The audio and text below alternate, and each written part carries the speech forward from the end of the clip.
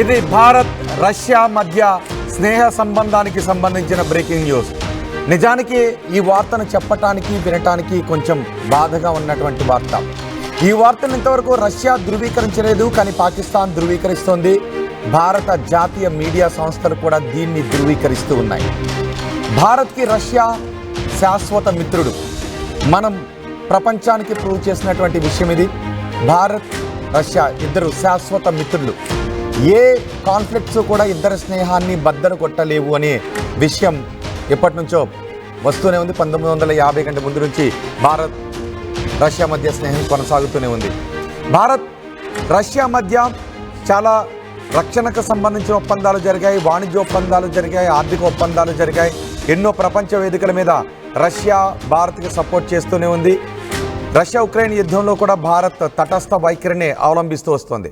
మరి ఇప్పుడు రష్యా పాకిస్తాన్కి స్నేహహస్తాన్ని అందించబోతోందా?